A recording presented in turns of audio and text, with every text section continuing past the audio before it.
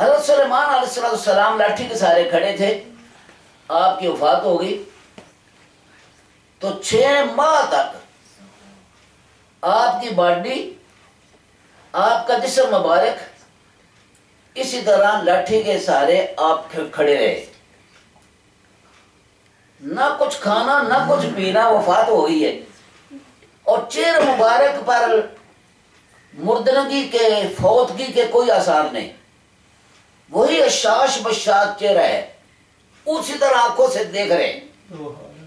جنات محسوس کرتے ہیں سلیمان علیہ السلام زندہ ہیں، حیات ہیں، آپ تو ہمیں دیکھ رہے ہیں، لیکن اس لاٹھی کو دیمک نے کھانا شروع کر دیا نیچے سے، تو جب دیمک نے اس کا نیچے سے نیچے کا حصہ کھایا تو لاٹھی ٹوٹی، آپ کا وزن اس کے اوپر تھا تو لاٹھی ٹوٹی نیچے سے، تو آپ نیچے آ پڑے، جب نیچے آ گرے تو جنات کام چھوڑ کر بھاگ نکلے۔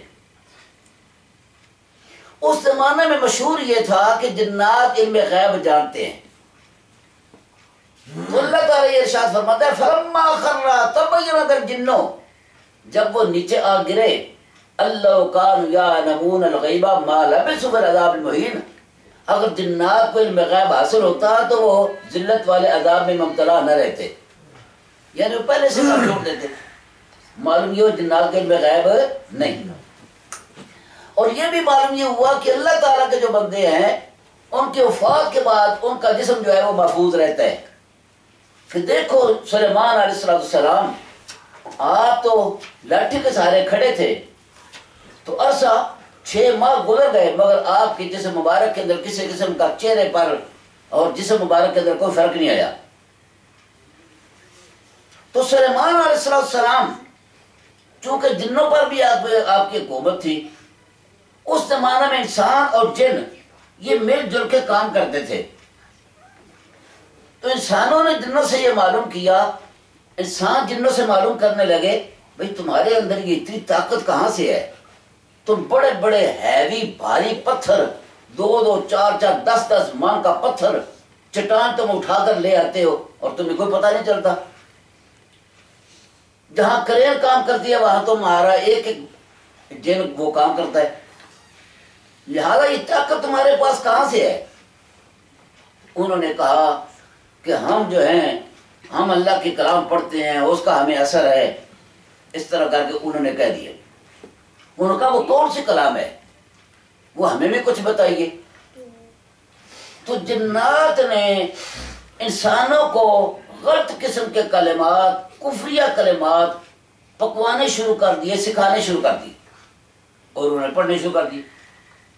جب وہ پڑھتے وہ وظائف، وہ چیزیں پڑھتے، وہ کلمات پڑھتے، جنات چپکے سے ان کا وہ کام کر دیتے۔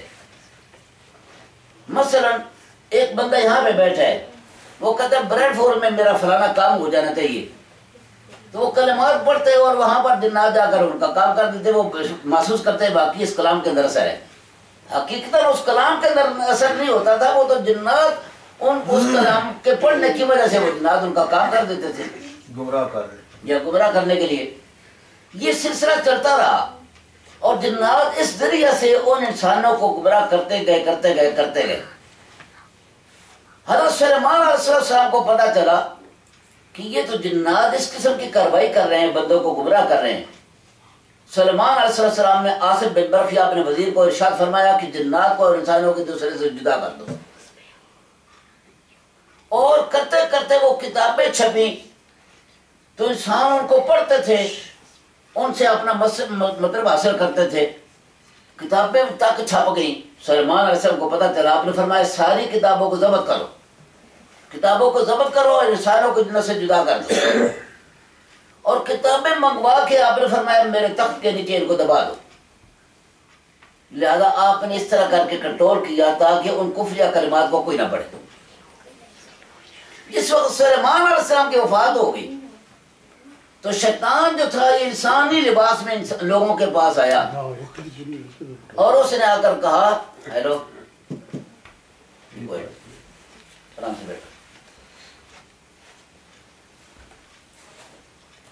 شیطان انسانوں کے پاس آیا، اس نے آ کر کہا میں تمہیں بتاؤں کہ سلیمان علیہ السلام جو تھے وہ کس طرح حکومت کرتے رہے؟ آخر نہیں ہمیں تو نہیں پتا. انہوں نے کہا وہ تو جادوگر تھے، وہ تو جادو کے ذریعہ سے وہ ساری ہر چیز پر حکومت کرتے رہے. آخر تیرے پاس کیا ثبوت ہے؟ اس نے کہا کہ ان کے تخت کے نیچے سے جا کر جگہ کھودو تو تمہیں کتابیں معلوم ملیں گی. باقی وہ جگہ تو کھودی، لیکن سلیمان علیہ السلام نے تو اس کی چیز پر کنٹرول کرنے کے لیے کتابوں کو ضبط کیا تھا اور دفن کیا تھا نا. لیکن وہ کتابیں جب مل گئی تو یہ مشہور ہو گیا سلیمان علیہ السلام نعوذ باللہ من ذالک وہ تو جادوگر تھے اور کفریہ کلمات پڑھتے تھے. یہ یہود نے مشہور کر دیا. اللہ تعالیٰ نے اس کے جواب میں ارشاد فرمایا وما کفر سلیمان، سلیمان نے کفر نہیں کیا، ولیکن الشیاطین کفروا یعلمون الناس السحر، لیکن شیاطین جو تھے وہ لوگوں کو جادو سکھاتے تھے، وہ لوگوں کو جادو سکھاتے تھے. یہ قرآن پاک کی شان ہے. قرآن پاک نے انبیاء کرام علیہ السلام کی شانیں بیان فرمائیں، ان پر جو الزامات لگائے ان الزامات کو دور کیا. یہود نے حضرت مریم علیہ السلام پر الزام لگایا، بہتان لگایا کہ حضرت مریم جو تھیں وہ غیر شادی شدہ تھی تو عیسیٰ علیہ السلام کیسے پیدا ہو گئے، گویا کہ عیسیٰ علیہ السلام ناجائز پیدا ہوئے. تو قرآن پاک نے حضرت مریم کی برات بیان فرمائی.